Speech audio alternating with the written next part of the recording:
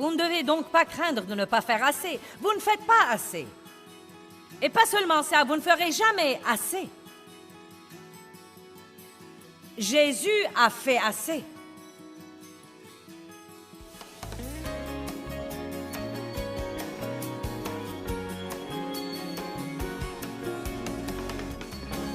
Nous avons mené une enquête dans notre bureau et nous leur avons demandé. J'ai dit, je voudrais savoir les choses que les gens aimeraient qu'on leur enseigne. Donc j'ai dit, quelles sont les choses principales que vous aimeriez qu'on vous enseigne? Nous avons fait ça il y a des années.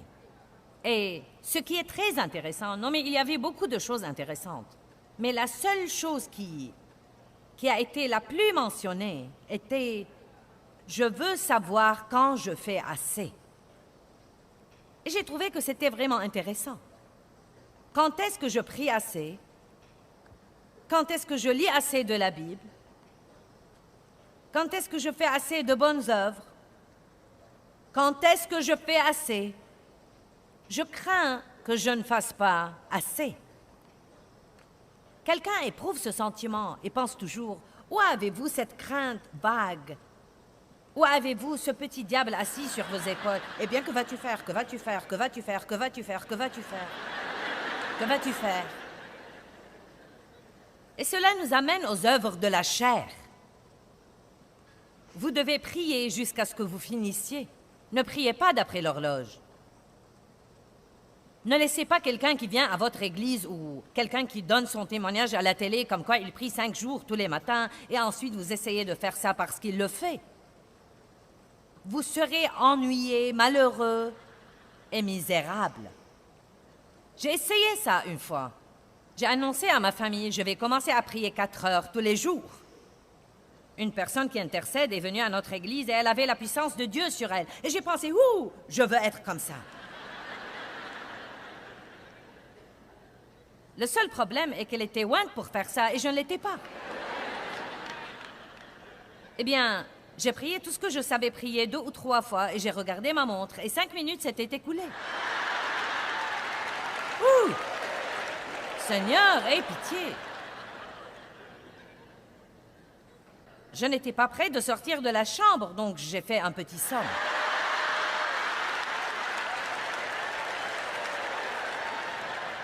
Je les appelle les petites sommes de la prière.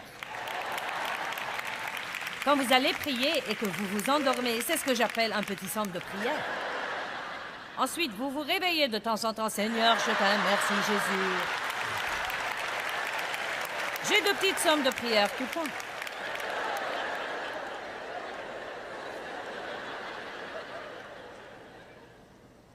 Et ensuite, j'ai écouté tout l'enseignement sur, vous savez, vous n'avez pas pu veiller 1 heure avec moi. Ainsi donc, tout le monde au monde entier essayait de prier 1 heure par jour.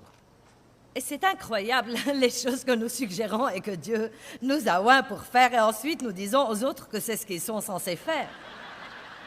Ne me demandez pas combien de temps je prie, car je ne sais même plus. Je prie beaucoup tout au long de la journée. Je ne sais pas, ça m'est égal. Sachez que je ne mesure plus les choses et je ne compte plus les choses. J'ai en fait beaucoup fait ça. Je me suis inscrite dans le programme Lisez la Bible en 1 an et on devait lire 6 chapitres tous les jours pour finir la Bible. 2 chapitres dans les Proverbes, 2 dans les Psaumes, 1 dans l'Ancien Testament et 1 dans le Nouveau Testament. Et ça a marché pour quelques jours et je cochais sur mon calendrier. On avait un calendrier, on cochait car la chair aime beaucoup cocher. Ouh! Non mais nous sommes emballés à l'idée de cocher. Et j'ai mis mon calendrier sur le frigo.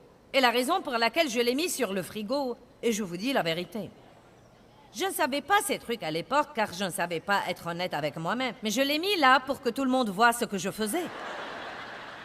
Et tant que je cochais, je passais devant ce frigo et ma chair se gonflait.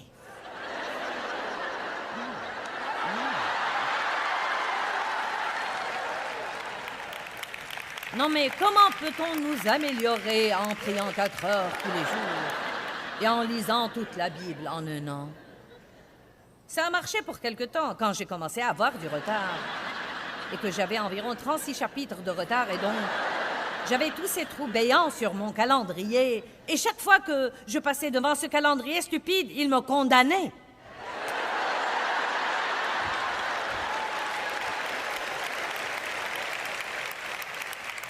Non, mais ça m'a pris des années pour surmonter ça. Et finalement, Dieu m'a dit, veux-tu arrêter de compter tout ce que tu fais?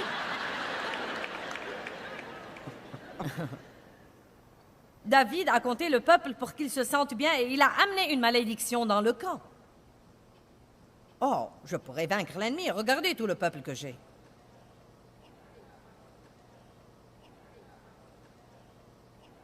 Vous ne devez donc pas craindre de ne pas faire assez. Vous ne faites pas assez. Et pas seulement ça, vous ne ferez jamais assez. Jésus a fait assez.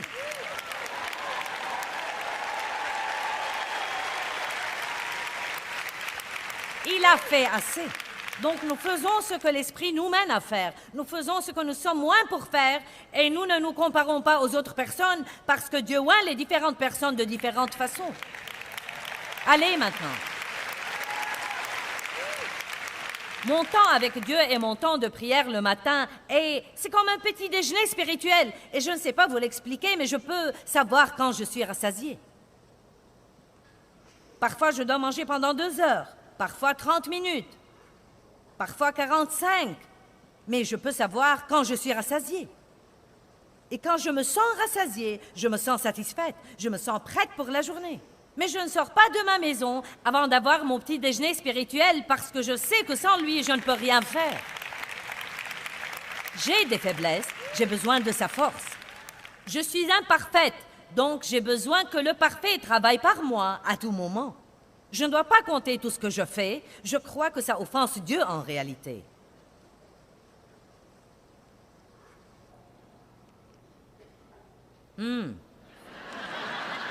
Vous savez pourquoi? Parce que vous vous sentez content de vous si vous faites beaucoup.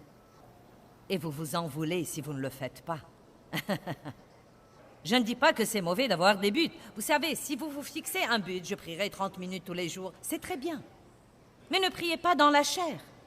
Ne vous asseyez pas là pour vous obliger à trouver quelque chose à dire quand vous avez dit le nécessaire. Si vous avez dit le nécessaire et que vous voulez faire 30 minutes, asseyez-vous là en présence de Dieu et dites: me voilà, Dieu, le plus grand gâchis qui soit, aide-moi. Allez, Dieu veut une communication honnête et non pas des absurdités religieuses.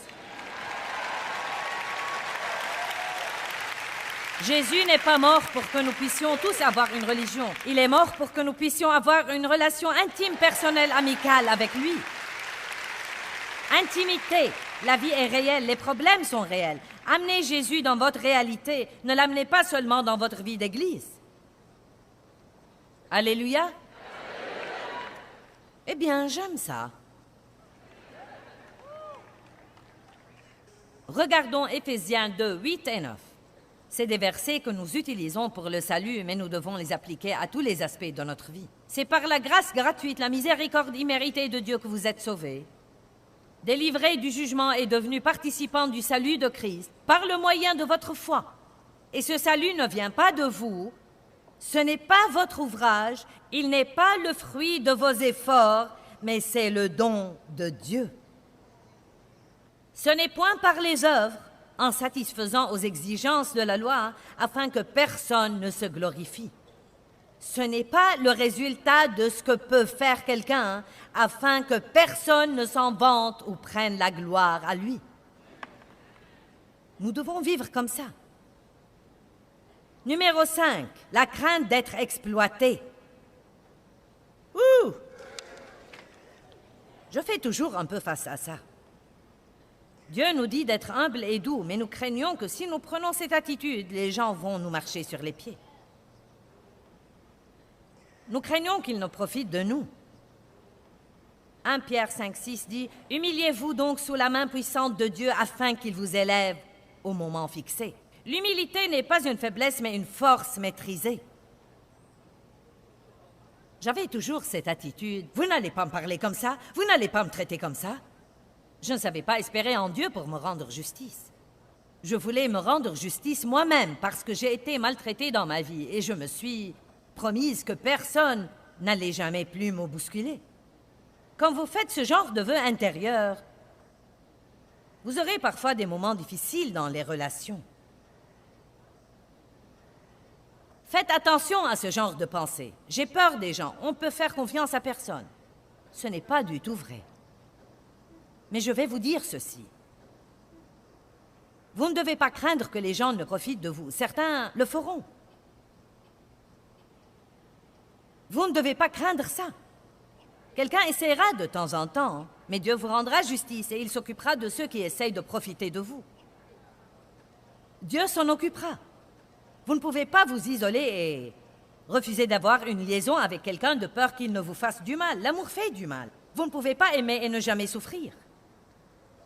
Si vous vous ouvrez à l'amour, vous souffrirez, mais vous ferez souffrir aussi.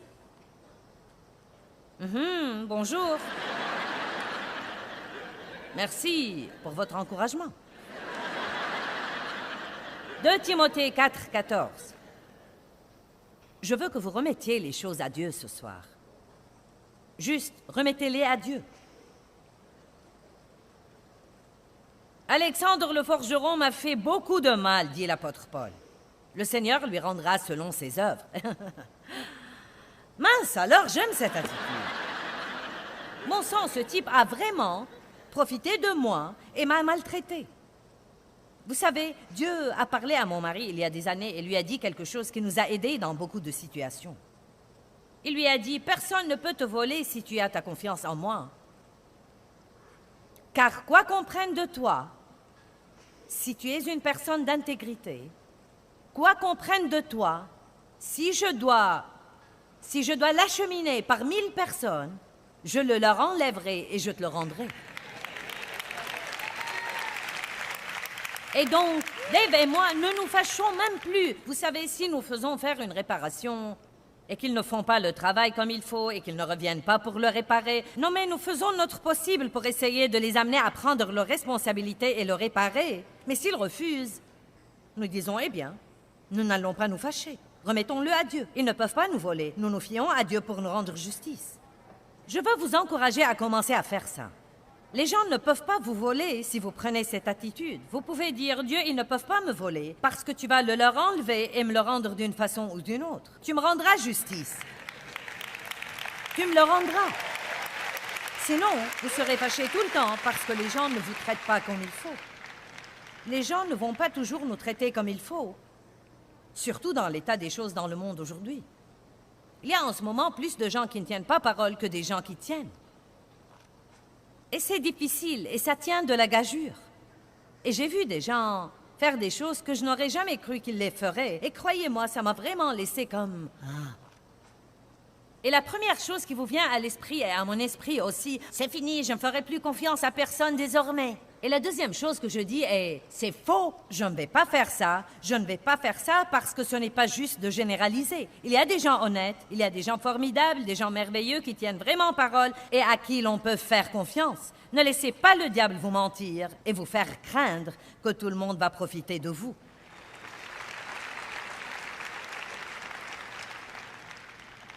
Numéro 6. La crainte des relations.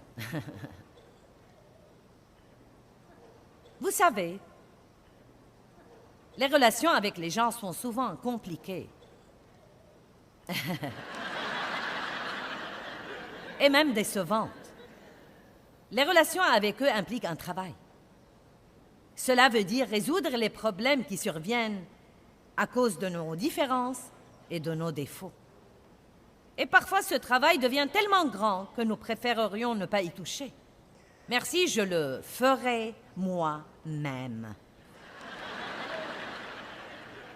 Cela veut dire l'affrontement, et nous préférerions ne pas affronter. Nous ne voulons pas affronter les problèmes. Nous n'aimons pas déléguer des choses aux autres personnes, donc nous nous tuons au travail et nous finissons par murmurer, ronchonner et nous plaindre parce que nous ne faisons que travailler tout le temps. Et nous ne déléguons rien aux autres parce que nous ne voulons pas avoir à supporter leurs faiblesses.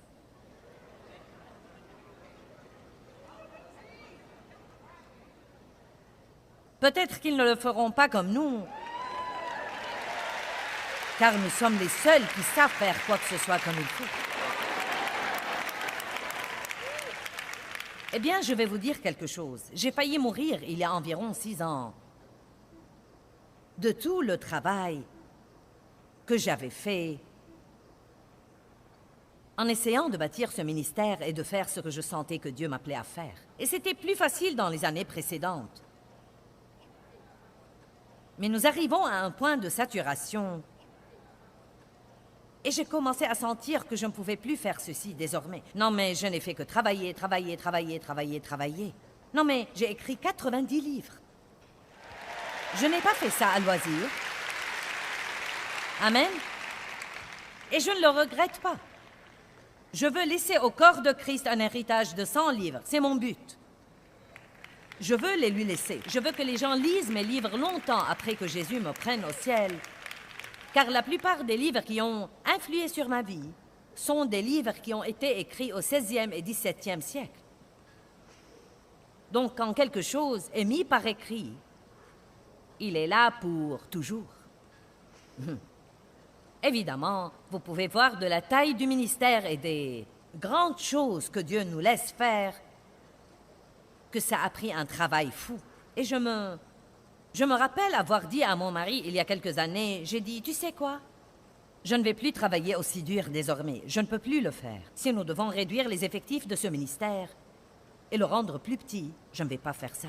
Eh bien, à cette époque-là, notre Benjamin, qui a maintenant 31 ans, donc il avait environ 25 ans à l'époque, est revenu travailler pour nous. Il avait travaillé pour nous pour quelque temps et il a fait ensuite d'autres choses. Et ensuite, il est revenu travailler pour nous. Et j'ai commencé à me rendre compte que Dieu l'a mis là pour prendre beaucoup de responsabilités que je prenais. Notre aîné travaillait déjà pour nous et il s'occupait des missions mondiales. Mais beaucoup de trucs dont je m'occupais étaient des choses avec la télé et la radio. Non seulement je faisais tous ces trucs, mais encore je m'y investissais.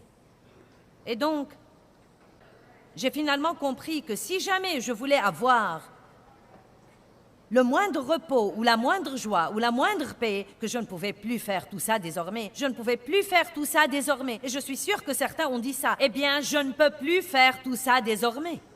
Quelqu'un a dit ça? Je ne peux plus faire tout ça désormais. Eh bien, j'ai remis tout en ordre.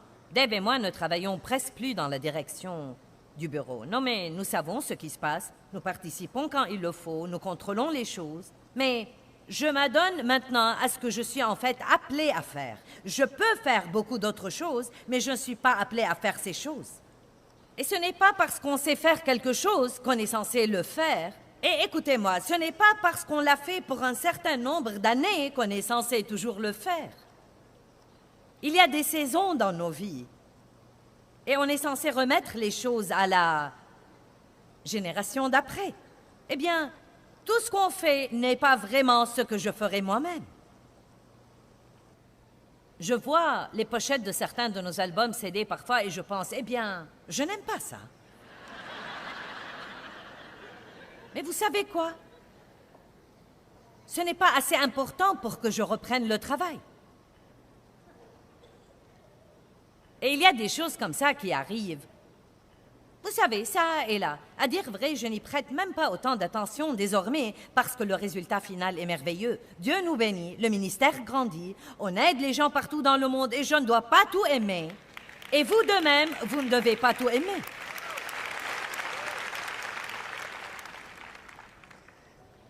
Nous avions une réunion du conseil d'administration et j'avais toujours du mal à lâcher ces trucs. Parfois, nous voulons que quelqu'un fasse le travail, mais nous voulons toujours lui dire tout ce qu'il doit faire. Ne donnez pas aux gens la responsabilité sans l'autorité. Et dès que vous leur donnez l'autorité, cela veut dire que vous devez reculer et ne pas vous mêler des trucs. Vous ne devez pas chercher la petite bête. Et donc, nous parlions de couleurs pour le magazine et il voulait utiliser des couleurs que je n'aimais pas. J'ai dit, je n'aime pas ces couleurs. Et mon fils a dit, eh bien, il y a des gens qui les aiment. J'ai dit, pas moi. Il a dit, je ne savais pas que tu as été appelé à t'occuper de toi.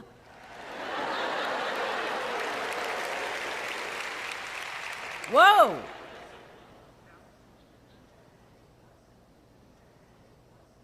Car j'avais dit, si ça ne me plaît pas, ça ne va pas être publié. Je ne savais pas que tu as été appelé à t'occuper de toi. J'avais besoin de ça et lui seul pouvait me le dire et s'en tirer.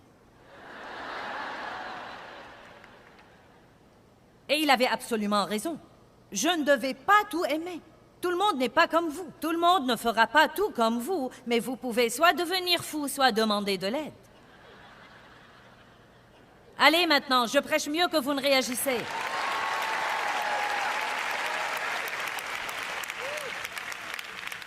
Regardons Exode 18 pour un instant. Je veux vous montrer quelque chose. Cela vous le fera comprendre. Le beau-père de Moïse vit tout ce que celui-ci faisait pour le peuple et il dit, « Que fais-tu là pour le peuple? Pourquoi sièges-tu seul? » C'est comme si je vous regardais et je vous disais, « Eh bien, pourquoi faites-vous tout vous-même? »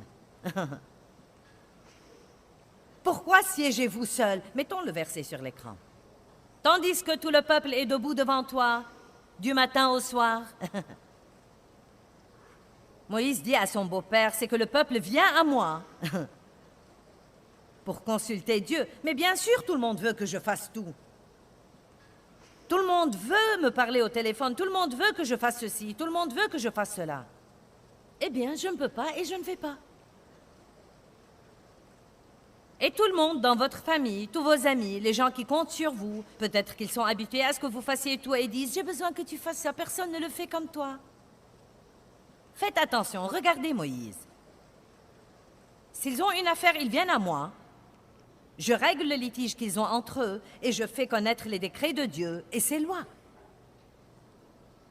Beaucoup de fois, nous aimons ça. Eh bien, tout le monde vient à moi, tout le monde vient à moi. Ça me fait du bien quand tout le monde vient à moi.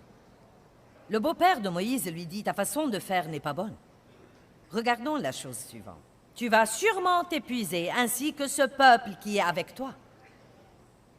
Et voici ce qui arrive. Je crois que Dieu entoure chacun de nous des personnes dont il a besoin pour l'aider à faire ce que Dieu l'a appelé à faire.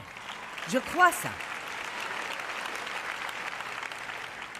Et je peux vous raconter tous les trucs qui se passent dans notre ministère. Non, mais à dire vrai, autre que les sermons et l'écriture et l'enseignement et la prière, j'ai très peu à faire avec tout ça. Car Dieu m'a envoyé des gens qui peuvent faire ce que je ne peux plus faire, mais je dois les laisser faire ça. Et même dans la cellule familiale, Dieu vous donne ce dont vous avez besoin dans cette cellule familiale. Certains d'entre vous, les dames, dirigent tout. Et vous pourriez donner à votre mari un peu de trucs, mais si vous faites ça, vous devez lui donner de l'autorité. Eh bien, je dois vraiment faire tout le travail par ici. Nous n'avons pas le temps de parler de tout ça, n'est-ce pas? Êtes-vous contente que je n'ai pas le temps d'en parler? Nous voulons que nos maris soient les chefs spirituels de la maison jusqu'à ce qu'ils le deviennent et veuillent commencer à prendre de l'autorité. Oh, reviens à ta chaise longue. Détends-toi et regarde la télé. Je voulais que tu payes les factures, mais maintenant que tu me dis ce que je peux et que je ne peux pas dépenser, je vais reprendre ça, merci. Ouh, c'est si amusant ce soir que je peux à peine le supporter.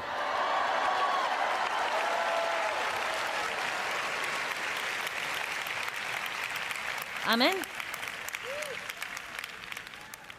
Vous avez des enfants qui peuvent faire des choses, mais peut-être qu'ils ne les feront pas comme vous. Oui. Le beau-père de Moïse a dit une chose sage. Vous allez vous épuiser et épuiser les autres aussi. Vous savez ce qui arrive aux gens quand Dieu met, disons, dans une église ou dans une société, quelqu'un qui est doué pour certaines choses et que personne ne se sert de lui? Il se sent mécontent et malheureux et il commence à murmurer et à se plaindre et à tout critiquer car Dieu ne nous a pas créés pour nous ennuyer. Il n'y a rien de pire que de rester là, à ne rien faire et d'avoir à regarder quelqu'un qui est loin d'être aussi bon que vous faire quelque chose qu'il ne vous laisse pas faire, de peur de lui voler la vedette ou de ne pas le faire exactement comme il le ferait.